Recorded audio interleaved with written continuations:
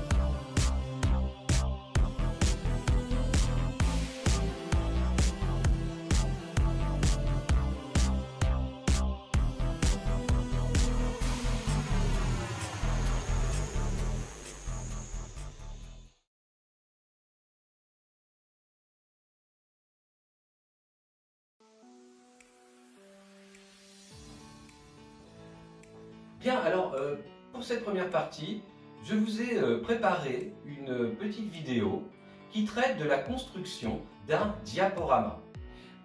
Je vais vous laisser observer un certain nombre de diapositives ou slides si on utilise cet anglicisme et je vous laisserai avec moi analyser les éléments pertinents ou moindres dans ces différentes diapositives. Ce qu'il faut faire ou ne pas faire parfois pour montrer que l'on maîtrise le support et non pas que l'on le travaille comme un amateur. Voilà, je vous laisse regarder cela. Ensuite, on se retrouve pour les différents types de plans. À tout à l'heure.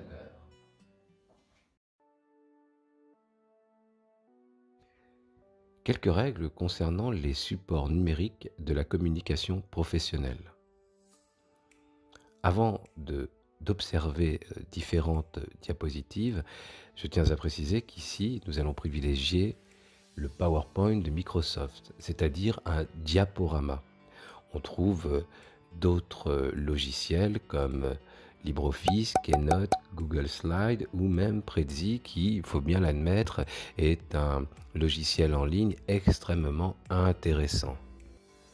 Pour les effets de morphose qu'il apporte, même si cet effet-là est désormais accessible depuis 2019 chez Microsoft PowerPoint.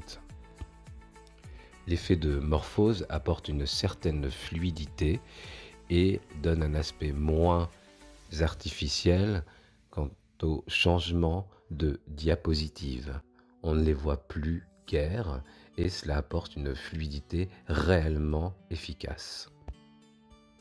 Il faut toutefois prendre garde lorsque un exposé doit être fait. Si vous choisissez des logiciels en ligne, il faudra quand même prévoir la possibilité d'un accès Internet défaillant.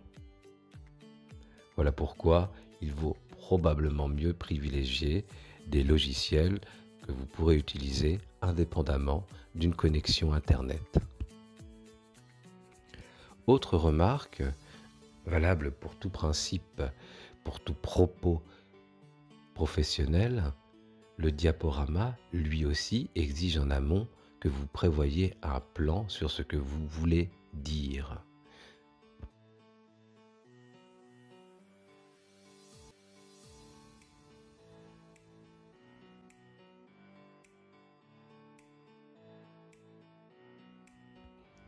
Ainsi, est-il à entendre qu'un diaporama est un outil stratégique qui va permettre de valoriser votre exposé au sens large du terme.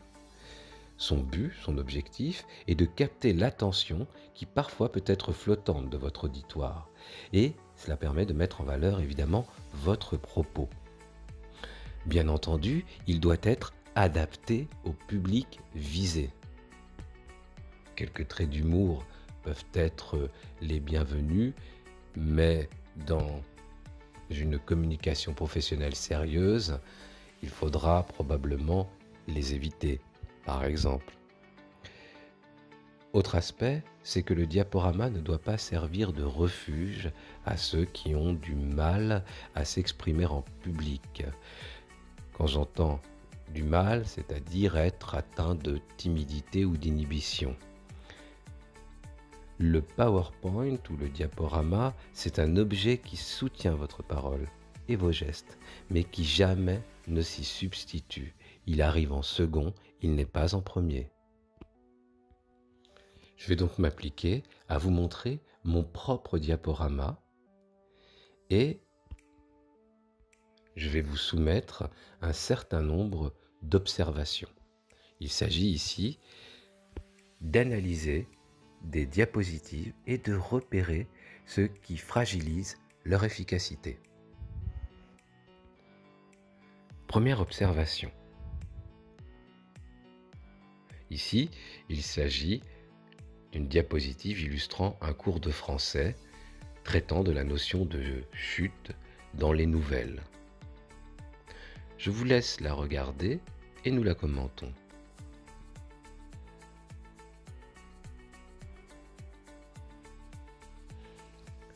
Ce qui frappe ici, dans cette diapositive, c'est certes son côté quelque peu austère. La diapositive ne propose en fond qu'un blanc faisant ressortir le noir des écritures. Mais ce qui frappe cependant, et avant tout, c'est que tout y est écrit, qu'il y a ici un trop-plein. Probablement que la personne s'est justement réfugiée derrière son diaporama, afin d'être certain que ce qu'elle avait à dire ne serait pas oublié. Malheureusement, la lecture de votre auditoire sera plus rapide que votre propre propos, générant un hiatus ou un effet étrange où le public sait déjà par avance ce que vous allez annoncer. À titre de conseil, il vaut mieux mettre des grands titres venant illustrer votre propos. Ici, Cette absence donne l'impression que la personne ne serait pas capable de dire ce qui est écrit sans avoir à la lire, donnant ici l'impression qu'elle ne connaît pas son sujet. Observation 2 de mon propre diaporama. Regardez.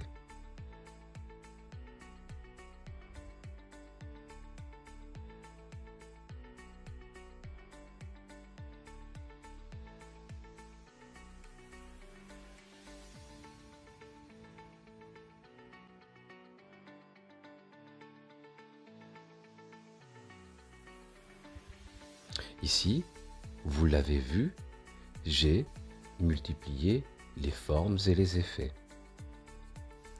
Et ce que l'on peut dire, c'est qu'il n'y a rien de plus terrible que des animations qui finissent par donner l'impression d'un trop-plein. Les animations choisies doivent être pertinentes par rapport au sujet traité.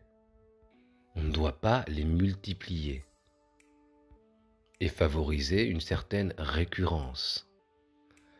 Ici, cette diapositive donne l'impression que son auteur a découvert les diaporamas et se révèle enthousiaste devant un certain nombre d'animations dont il abuse, ne voyant pas par là qu'il fait plutôt preuve d'amateurisme.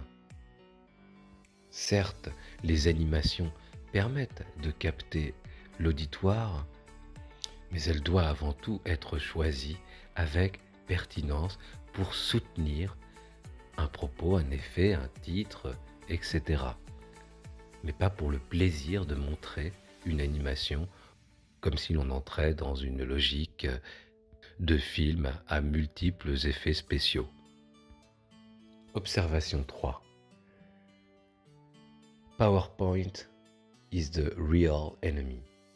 Telle est la source où j'ai pu trouver cette diapositive illustrant les stratégies présentées aux militaires américains lors de la guerre en Afghanistan.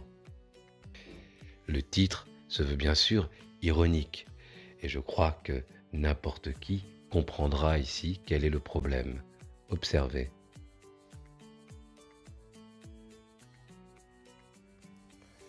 Le problème est bien simple. Une diapositive ne saurait comporter autant d'informations. Ici, l'ensemble est totalement illisible. On favorise en règle générale une diapositive pour une idée. Mais là, il est évident que l'accumulation d'informations sur une diapositive déviera très nettement le regard de l'auditoire vers la diapositive qu'ils tenteront de décrypter. Vous serez oublié dans votre propre communication et l'ensemble justement de cette communication paraîtra bien obscur. Observation 4.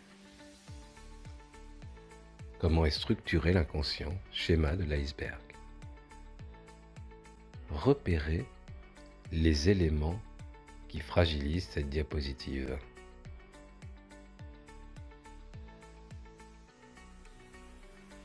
Certes, ici l'esthétique montre que son auteur est encore dans l'apprentissage de la construction des diaporamas. Petites photos et beaucoup de texte. Mais là n'est pas en soi le problème. Un diaporama est le plus souvent diffusé à travers un vidéoprojecteur. Et les fautes d'orthographe sont d'autant plus visibles. Ici, vous avez remarqué un nombre incalculable de fautes d'orthographe qui suffiront à vous discréditer auprès d'un auditoire. À partir du moment où l'on repère une première faute d'orthographe, très souvent, le réflexe de ceux qui regardent votre diaporama sera d'en chercher d'autres. Un diaporama doit donc être relu au préalable. Observation 5.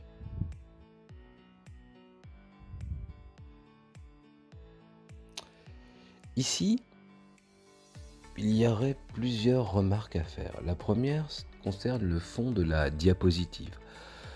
Il s'agit d'un fond proposé par Microsoft. Cela signifie que la plupart du temps, ces fonds sont vus et revus, voire lassants. Ils ne donneront pas un aspect original à votre diaporama.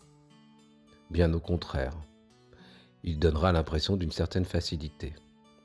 Les fonds de diapositives, vous pouvez vous-même les créer. Vous pouvez choisir différents fonds d'écran que vous choisirez à la place de ceux proposés par Microsoft afin de donner un aspect plus original à votre support.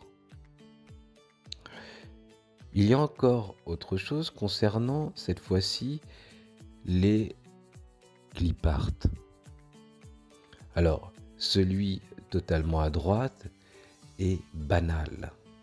Les autres également.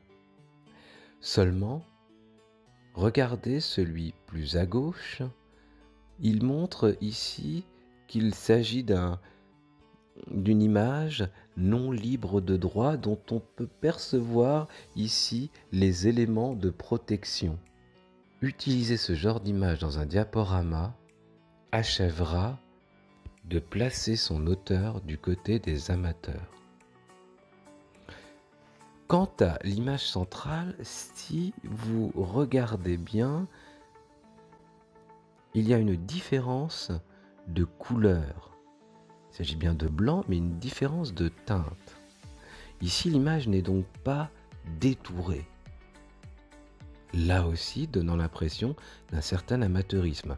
Aujourd'hui, PowerPoint de Microsoft vous permet de détourer ces images. Même si parfois ce n'est pas très précis et qu'un stylet est nécessaire. Toutefois, il est tout à fait possible de trouver des images dites PNG, donc détourées sur Internet. Vous privilégierez celle-ci. Observation 6. La belle ville d'Orléans.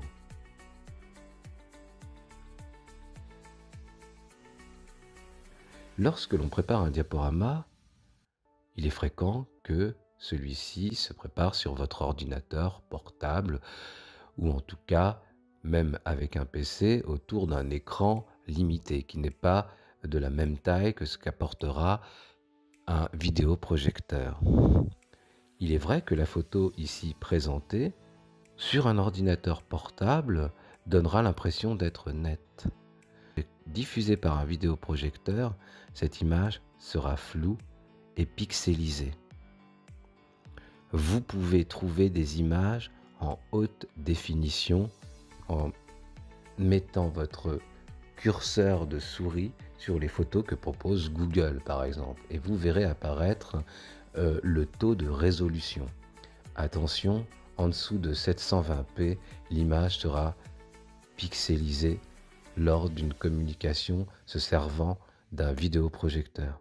Il faut donc, au préalable, choisir les photos avec la plus haute résolution possible. Certes, cela augmente le poids de votre diaporama, mais ce n'est pas bien grave. Observation 7. Jeanne d'Arc.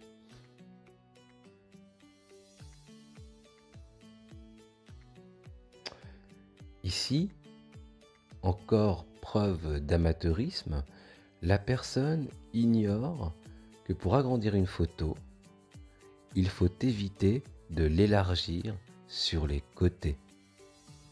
Mais plutôt, faut-il l'agrandir en se servant des angles. Alors, parfois l'on me demande, mais à quoi sert donc la possibilité d'élargir une image ? Je réponds que cela permet des ajustements, mais en abuser, comme vous le voyez ici, produit des distorsions qui ne rendent pas agréable la visualisation de cette œuvre d'art.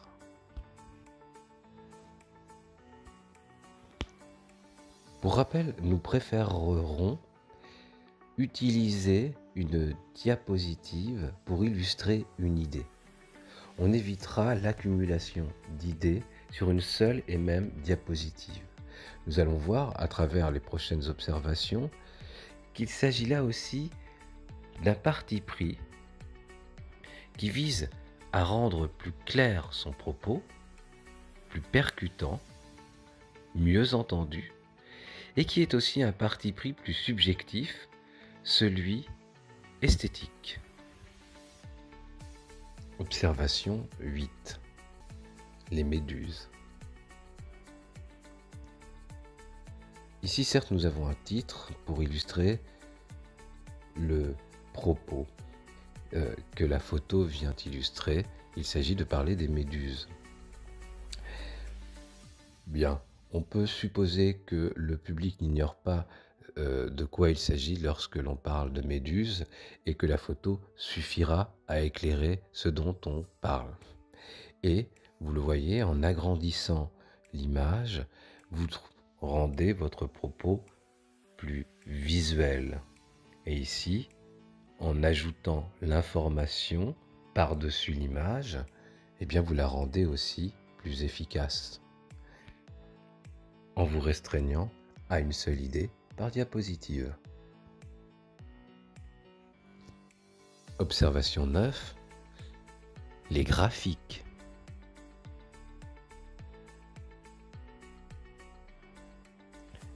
Ici, il s'agit d'un graphique présentant le taux d'ensoleillement annuel. Les graphiques sont fréquents. À cet égard, je pourrais vous conseiller les graphiques que propose Prezi. Là, très efficace, et plus encore, vous pouvez les mettre en vidéo et donc les intégrer à votre propre PowerPoint. Prezi et PowerPoint peuvent créer un ménage très efficace.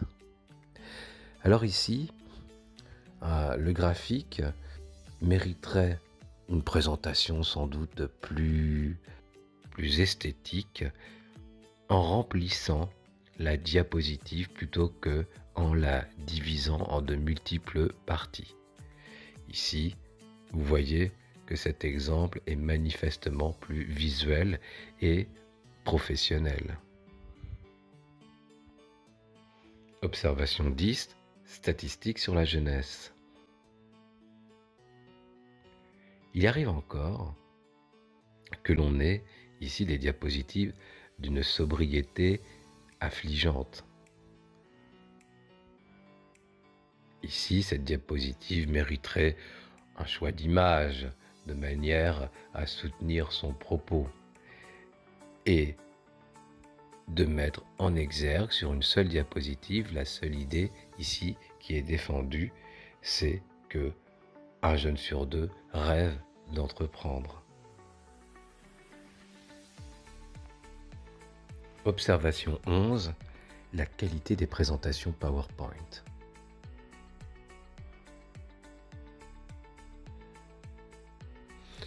Ici, on peut dire que l'on a un graphique assez efficace, assez visuel, en 2 couleurs. Cela se comprend assez rapidement. Mais justement, l'information étant simple à comprendre, ce graphique peut être considéré comme un peu pédant. Alors qu'une simple image illustrant l'information, ici, vous voyez une image qui permet même d'en sourire, sera probablement plus efficace. Méthodologie donc en guise de conclusion. Il s'agit d'abord, avant de se lancer dans la construction d'un diaporama, d'élaborer un plan. Vous devez noter les grands titres et les idées que vous voulez faire apparaître. Ensuite, vous construisez le visuel de vos diapositives. Il est également nécessaire de faire corps avec son exposé. Un entraînement préalable à toute présentation est nécessaire afin de proposer une chorégraphie bien ordonnée, une présence scénique et n'avoir pas à lire ses notes au lieu de les consulter. Donc la posture est première. La présentation de votre diaporama est seconde. Elle vient ponctuer votre propos en une chorégraphie bien menée. Bien entendu, un diaporama se doit d'être captivant. Il possède un style personnel, mais le rôle de l'orateur est capital. Bien entendu, quelques outils permettent un oral efficace. User d'un stylet, d'un pointeur laser, d'une souris sans fil est préférable au fait de rester raccroché à son ordinateur. Il est possible d'ajouter des sons, quelques petites musiques. Et il faut également penser au temps qui vous est imparti.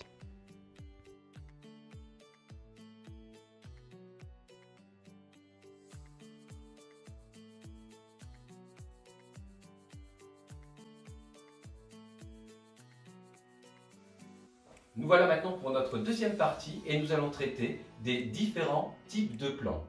Alors, l'objectif d'un plan, c'est de savoir où l'on va et aussi de savoir où l'on mène donc son interlocuteur qui lui-même sera content de n'être pas perdu dans un discours qui ne serait pas structuré.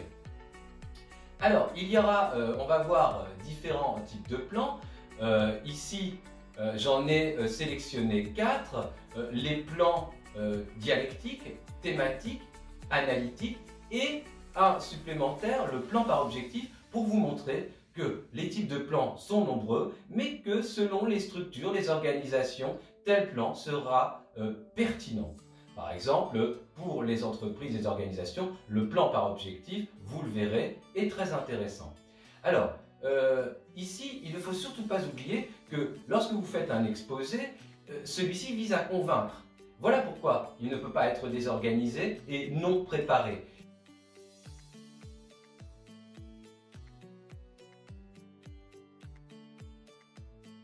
Je vais essayer de simplifier l'affaire et surtout de vous montrer qu'il y a un certain nombre d'étapes qu'il faut absolument respecter.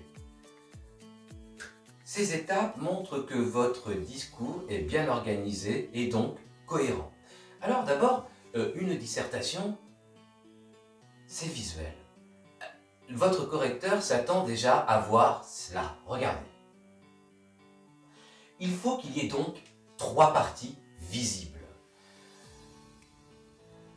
Une introduction, un développement et une conclusion. Vous allez voir que le chiffre 3 est un chiffre, c'est-à-dire fétiche, retenez-le, puisque on le retrouve à l'intérieur d'une introduction, on le retrouve dans le développement, la conclusion faisant exception. Alors, visuellement, ce doit être ça dès le départ. S'il manque une introduction, une conclusion, c'est raté dès le départ. On aura l'impression d'un discours qui manque totalement d'organisation ou qui se préoccupe peu de l'interlocuteur. L'interlocuteur a besoin d'avoir un certain nombre de repérages que ces étapes viennent éclairer. Regardez. D'abord, il y a l'introduction. Vous laissez un alinéa au début de cette partie, c'est-à-dire que vous n'écrivez qu'à partir de la 3e case environ après le début de la ligne. Ensuite, vous sautez une ligne, vous entrez dans le corps le plus important de la dissertation, c'est-à-dire le développement. Là aussi, vous respecterez un alinéa. Ensuite, vous sautez une ligne et vous entrez dans votre conclusion. Ces 3 parties sont admises. À l'intérieur de chacune de ces parties, encore faut-il de nouveau respecter un certain nombre d'étapes. Prenons d'abord l'introduction. Dans l'introduction, il y aura 3 étapes. La première est une entrée générale, contextualisant, j'allais dire, la question. La seconde partie va proposer votre problématique. La problématique, qu'est-ce que c'est? C'est l'angle de lecture que vous allez proposer pour traiter de la question donnée par le sujet. Un sujet peut être traité selon de multiples parties. Vous allez devoir le restreindre. Et vous allez choisir un angle de lecture, c'est-à-dire une problématique qui vous permettra de répondre au moins convenablement, peut-être jamais exhaustivement, mais convenablement à la question. Ensuite, vous allez présenter dans l'introduction votre plan. Attention, c'est à partir de votre plan, en 3 parties, que l'on va directement deviner si vous avez choisi un plan dialectique, un plan analytique ou un plan thématique. Cela sera visible immédiatement. Voilà pourquoi il n'est pas nécessaire dans une introduction de préciser quel type de plan vous allez utiliser. Cela donnera un aspect beaucoup trop artificiel. Maintenant donc, parlons du développement. Le développement, lui aussi, va se diviser en 3 parties. À l'intérieur de chacune de ces parties, on trouvera un argument systématiquement illustré par un exemple factuel et non trop imaginaire. Alors, prenons par exemple ici un plan dialectique. L'avantage, c'est qu'en connaissant les différents types de plans, vous n'avez pas à vous inquiéter de ce que vous allez mettre à l'intérieur du développement, puisque ici, les parties attendues sont des parties, j'allais dire, académiques. Pour le plan dialectique, au départ, vous allez avoir un sujet fermé, pour lequel vous devez répondre globalement par oui ou par non. Mais ce n'est pas si simple, puisque c'est un mouvement dialectique. Prenons par exemple un sujet. Doit-on être soi-même? On sent ici qu'il y a une opposition potentielle. Donc il y a une discussion, il y a objet à débat. Donc dans une première partie, on proposera une thèse. Bien entendu, il faut être soi-même. Cette thèse sera accompagnée d'un certain nombre d'arguments et des exemples les illustrant. Dans la deuxième partie, vous allez proposer la thèse opposée de la première partie.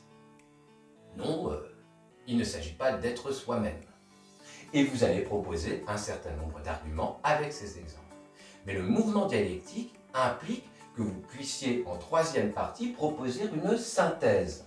Une synthèse, c'est celle qui va permettre de réconcilier ou de dépasser l'opposition qui a été visible dans les 2 premières parties.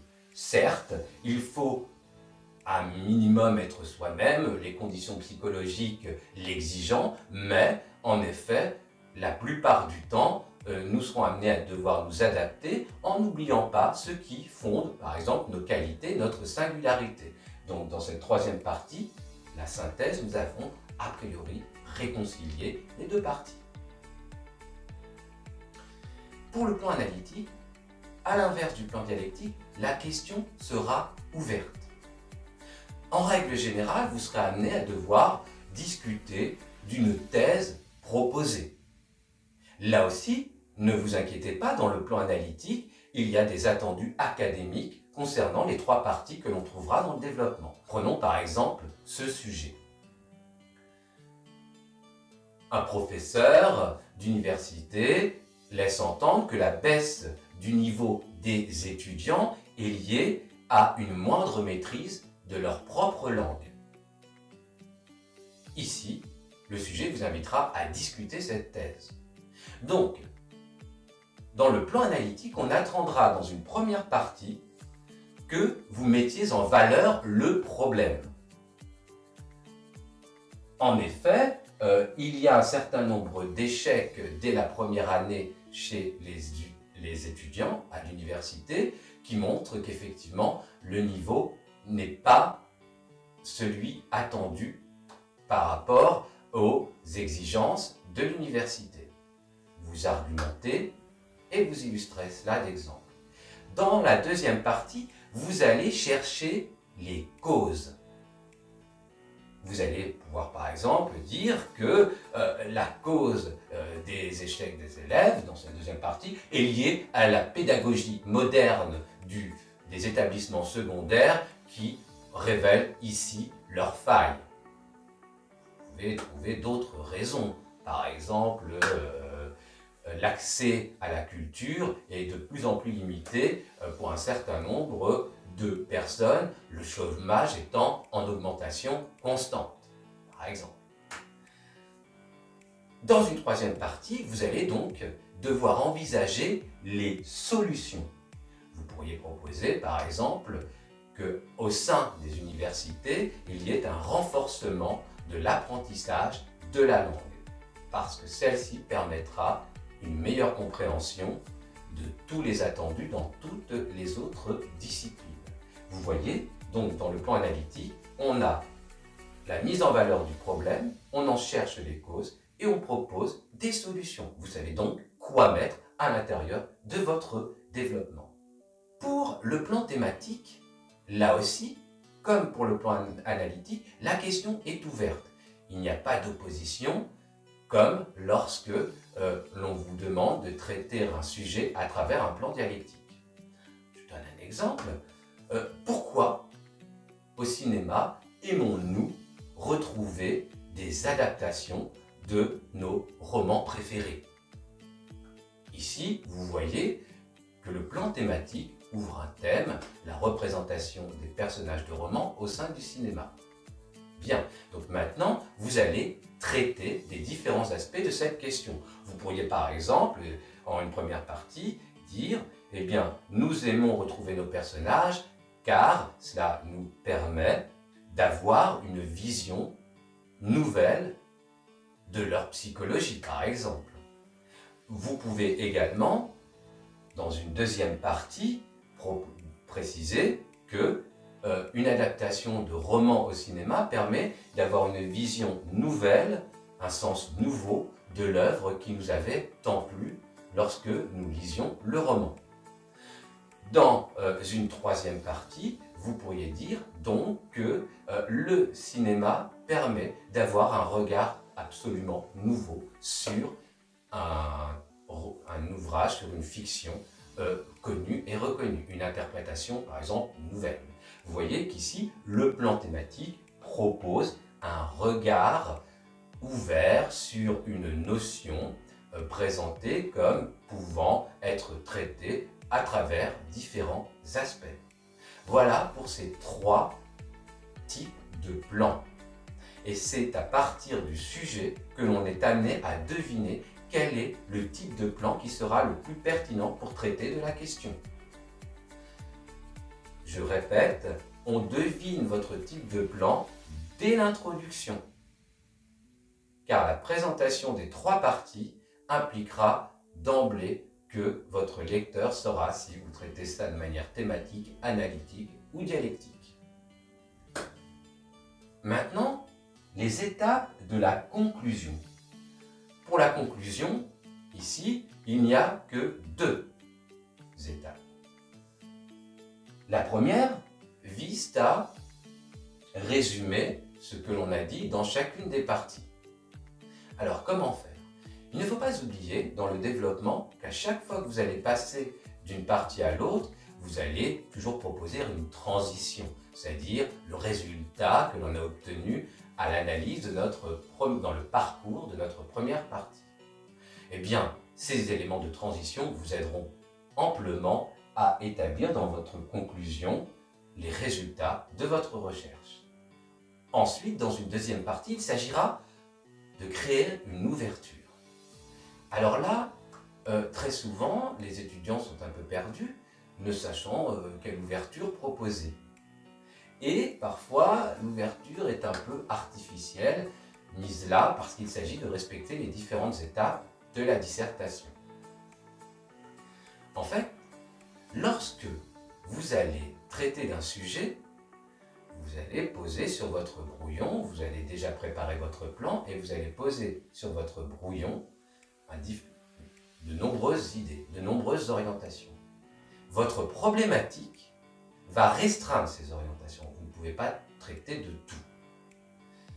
Votre problématique est un angle de lecture, si bien que vous allez laisser peut-être 2 ou 3 questions en suspens, mais que vous n'allez pas traiter parce qu'elles ne peuvent pas entrer au sein même de votre dissertation, puisque votre problématique a restreint votre propos. Et bien justement, dans la conclusion, cette ouverture peut citer un ou deux différents aspects que vous n'avez pas pu traiter en disant qu'effectivement, encore faut-il envisager d'analyser tel ou tel aspect qui permettront de proposer proposer une étude encore plus exhaustive du propos. Voilà, ici, vous avez donc compris que chacune de ces étapes doit être respectée. Si il en manque une, par exemple, il arrive fréquemment qu'il n'y ait pas la présentation des 3 parties dans l'introduction, votre lecteur, votre correcteur est immédiatement frustré parce qu'il ne saura pas de quoi vous allez parler. S'il manque une problématique, là également, nous serons frustrés à la lecture de votre propos parce que nous ne savons pas dans quel champ va être circonscrit pour répondre à la question. N'oubliez pas un autre aspect, c'est qu'il faut utiliser des connecteurs logiques. Par exemple, dans l'introduction, lorsque vous présentez vos 3 parties, vous pouvez commencer par lorsqu'on est à l'oral, en un premier temps, en un second temps, en un troisième temps. On peut insister de manière un petit peu lourde à l'oral parce que votre auditeur aura besoin de bien comprendre de quoi vous parlez. En revanche, à l'écrit, vous pouvez être plus léger. Les connecteurs comme d'abord, ensuite, enfin, seront largement suffisants.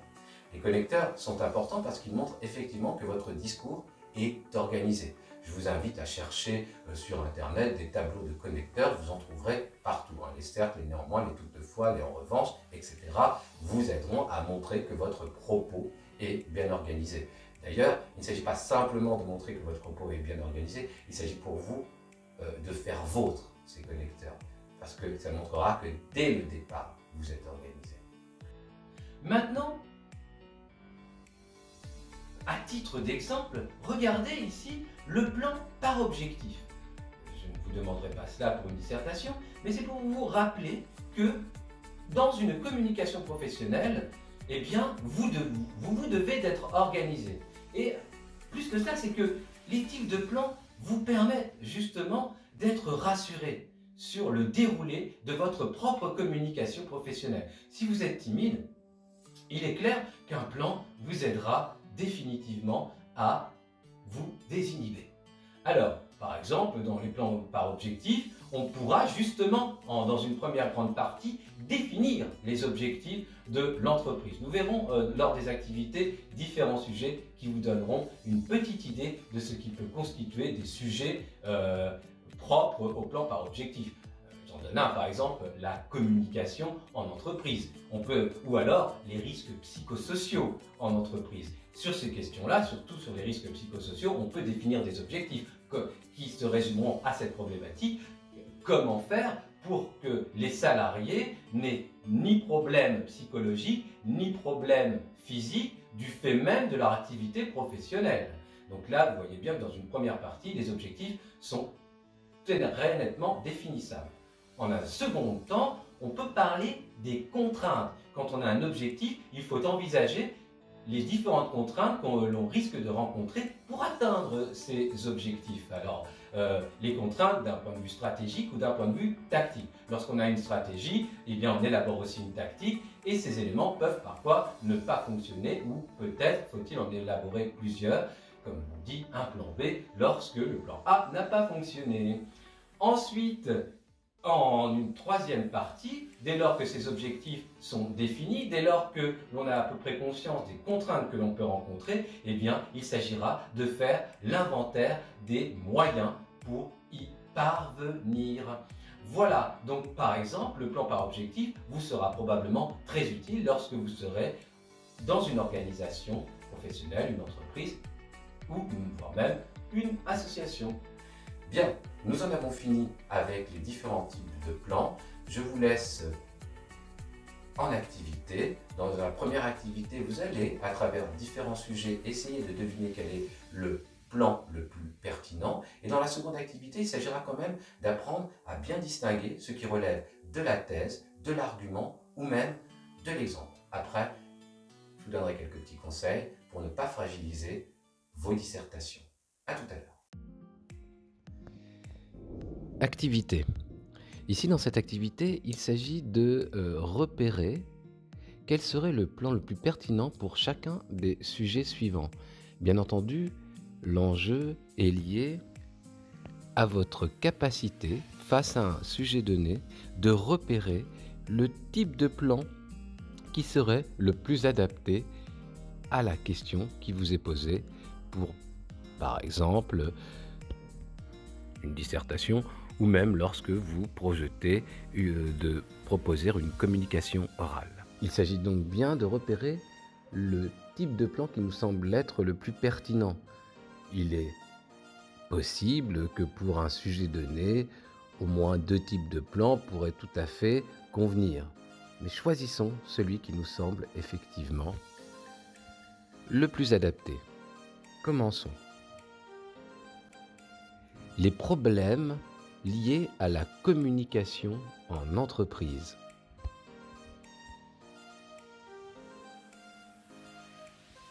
Ici, le plan analytique pourrait être intéressant. En effet, en première partie, on pourrait effectivement expliquer quels sont les problèmes qui sont liés à la communication en entreprise. On pourrait envisager dans une seconde partie les causes qui produisent ces problèmes. Et enfin, dans une troisième partie, envisager un certain nombre de solutions. Cependant,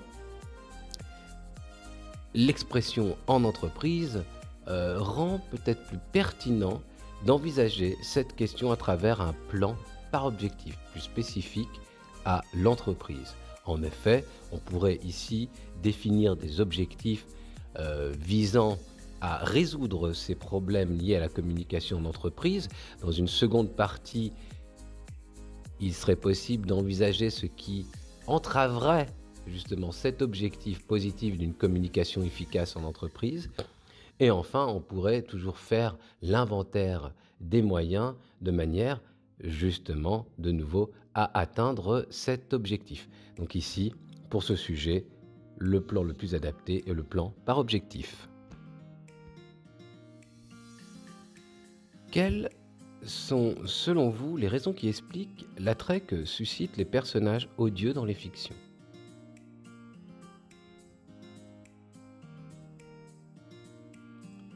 Ici, nous voyons bien qu'il n'y a pas de question qui viserait à envisager d'une certaine manière, ou pour simplifier la question, le pour et le contre. Donc le plan dialectique ne nous paraît pas le plus intéressant.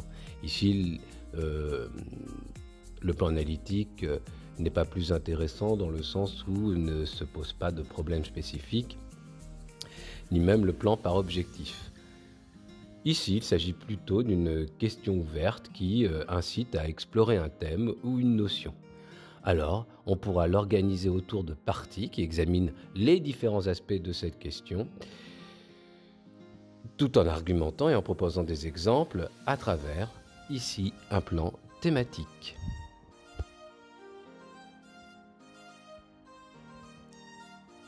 Les risques psychosociaux en entreprise.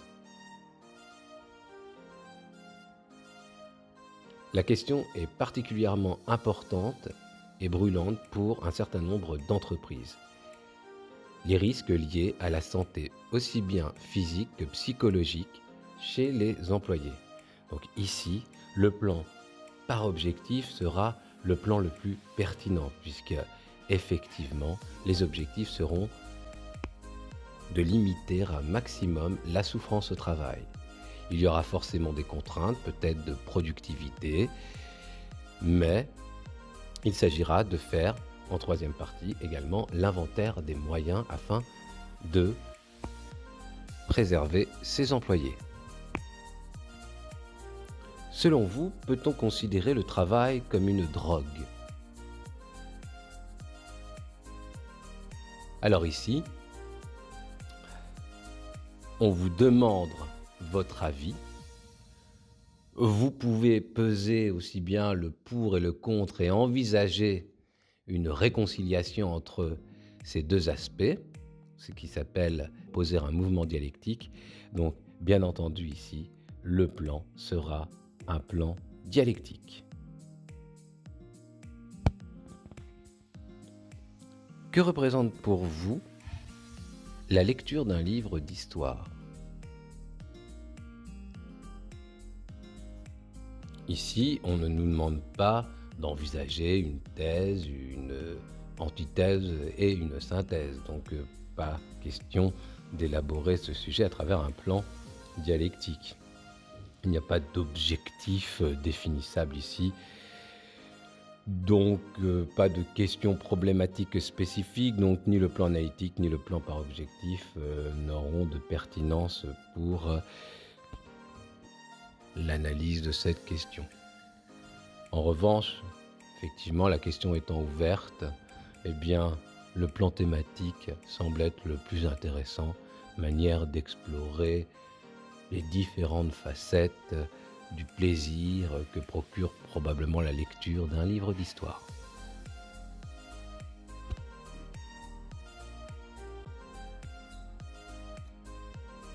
Que pensez-vous des problèmes liés à la délinquance juvénile ? Ici, le sujet n'est pas spécifique à une entreprise, donc le plan par objectif n'est pas le plus pertinent. Le plan thématique, ici nous n'avons pas exploré un thème spécifiquement pour lui-même à travers une question ouverte, donc le plan thématique n'est pas adapté. Le plan dialectique non plus, puisque nous aurons de grandes difficultés à élaborer une thèse et une synthèse sur une question formulée de la sorte. Il nous reste le plan analytique, le plan qu'on peut aussi nommer cause, conséquence, solution. Et il est vrai que ce type de sujet concernant la délinquance juvénile s'y prête parfaitement.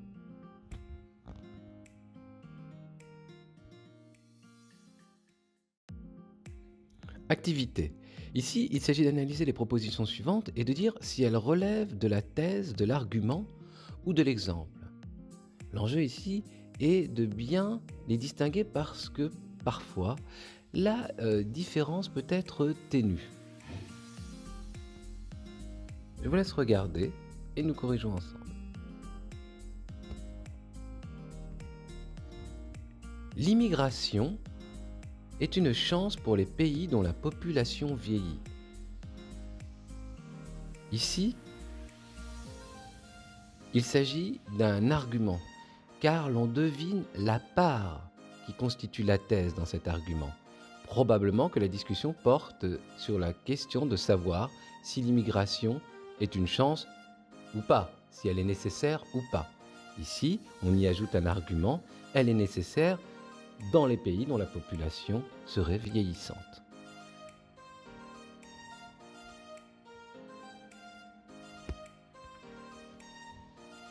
Ainsi, les derniers chiffres du chômage montrent l'extrême vulnérabilité des seniors. Ici, la différence entre argument et exemple peut être ténue, mais nous attendons des chiffres précis qui montrent l'extrême vulnérabilité des seniors. Donc nous sommes ici plus dans un argument qui attend justement des exemples précis et factuels.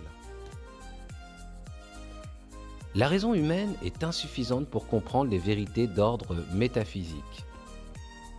Ici, nous sommes proches de la thèse du philosophe Kant, laissant entendre que notre faculté de penser a aussi ses limites et ces limites-là sont celles des réalités dites métaphysiques. Donc nous sommes bien ici dans un propos qui tient de la thèse.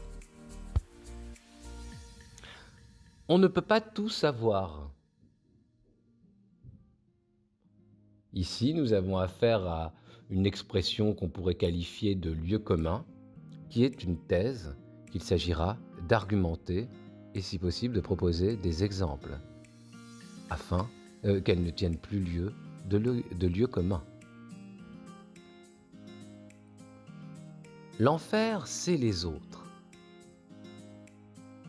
Célèbre citation extraite de la pièce de théâtre Huis clos de Jean-Paul Sartre, et qui clôt justement la découverte que dans le fond, ce qui constitue l'enfer, c'est la présence d'autrui. Ici, nous avons bien affaire à une thèse dont la pièce de théâtre est l'argument et l'exemple fameux.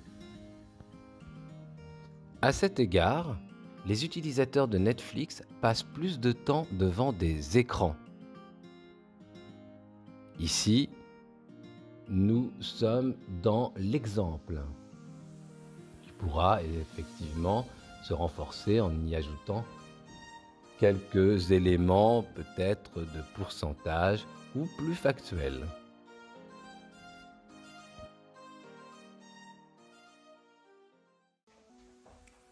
Ah, ne partons pas tout de suite, j'ai 2-3 remarques à faire, j'ai pris ma feuille. En effet, je voulais vous rappeler ce qui fragilise quand même une dissertation et ce qui me frappe le plus souvent. Donc, ce sont des conseils à prendre en compte. Alors, je les ai notifiés parce que pour moi, il est important de ne pas les oublier. La première chose qui est importante, c'est de trouver le bon type de plan, mais ça, vous avez compris. Qu'est-ce qui provoque souvent des échecs et des déceptions chez les étudiants lorsqu'ils reçoivent leur note de dissertation? Une des choses qui me frappe très souvent, c'est les dissertations trop courtes. Je reçois des dissertations qui font une page, et parfois avec grande difficulté, 1 page et demie. Quand je vois cela, je sais d'emblée que le sujet ne sera pas développé et que cela risque d'être problématique. Et parfois, je dis un petit peu avec insolence que 1 page et demie, c'est moins encore que ce que l'on demande pour une rédaction argumentative de type brevet au collège. Donc là-dessus, nous sommes en université, bien entendu, on attend quelque chose de plus développé. Alors, j'en suis arrivé à regarder d'emblée la dissertation et lorsqu'elle est assez longue, je suis rassuré. Pourtant, croyez-moi que c'est très fastidieux de corriger des dissertations quand elles sont très longues. On se dit, oh là là, c'est parti, ça va durer 25 minutes sur une copie. Mais je suis bien amené à vous rappeler que quand même, il y a une taille raisonnable qui montre que la pensée s'est suffisamment développée. Et parmi les autres conseils, attention aux citations dites que j'appelle autoritaires. Il y a des citations d'autorité, certes, mais les citations autoritaires, ce sont celles qui se servent par exemple parfois de philosophes, qui sont les bienvenus, mais qui me citent Descartes, je pense donc je suis. Voilà, maintenant que je l'ai dit, vous n'avez plus qu'à vous taire et la chose est réglée. Mais une citation, surtout d'un philosophe extraite d'un texte, s'organise autour d'une articulation intellectuelle. Donc, je pense donc je suis chez Descartes n'est pas venu comme ça par la force du Saint-Esprit. Bien entendu, vous savez tous qu'il pratique le doute hyperbolique, qu'il veut obtenir une idée indubitable et vraie, que tout ce qui peut créer du doute, eh bien, il le rejette, tout ce qui est probable, il le rejette, et véritablement la seule certitude à laquelle il arrive et qui lui permettra de compléter un certain nombre de propos vrais, eh bien, c'est le cogito, je pense donc je suis. Vous voyez, c'est ça, proposer à la limite quelque chose qui est marqué de l'ordre de l'autorité et non pas quelque chose d'autoritaire avec une citation prise par-ci par-là dans je ne sais quel dictionnaire ou alors sur Internet. Qu'est-ce qui encore génère des difficultés ou des fragilités dans les dissertations? C'est le manque de clarté.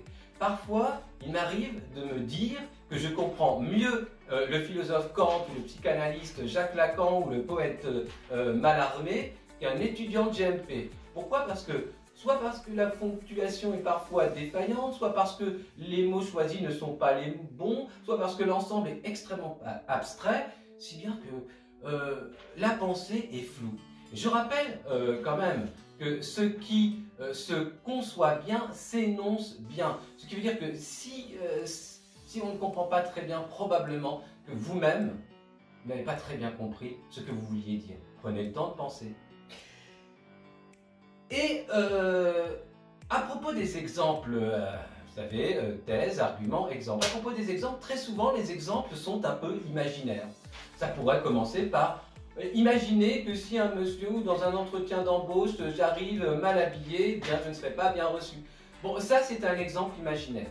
C'est un exemple imaginaire. Ce que je veux, moi, c'est que vous ayez fait des recherches et que, par exemple, vous puissiez me dire, eh bien, de plus en plus de sociétés apprécient des employés avec leur singularité. Par exemple, telle société comme Microsoft proposait une annonce où elle demandait des spécificités totalement inédites. Vous voyez, ça c'est factuel. Et ce sont des exemples qui montrent qu'en fait, au préalable, vous avez fait une recherche. Parce que c'est souvent ce qui manque. Pour faire une dissertation, il faut d'abord prendre une bonne semaine de lecture, tranquillement, etc. Vous donnez des éléments importants, vous prenez quelques notes et vous avez comme ça quelque chose à proposer et non pas... cela vous évitera de céder au lyrisme du propos imaginaire personnel qui ne tient sur rien. Voilà, donc ça c'est l'aspect qui rappelle qu'il faut bien entendu faire des recherches. Et je préfère 1000 fois que vous me citiez un article à peu près sérieux d'europe1.fr que de me donner une citation d'un philosophe, Schopenhauer a dit ou Nietzsche a dit, oui, sans qu'on sache bien pourquoi la chose est dite. Voilà, je crois avoir donné les petits conseils dont je tenais à vous faire part. Pour la suite, eh bien, je vous souhaite bonne chance. Voilà, pour ce stade-là, les choses sont terminées. Nous nous reverrons, j'espère, en présentiel dès le mois de janvier. D'ici là, je vous souhaite de très bonnes fêtes et je vous dis à bientôt. Au revoir les jeunes.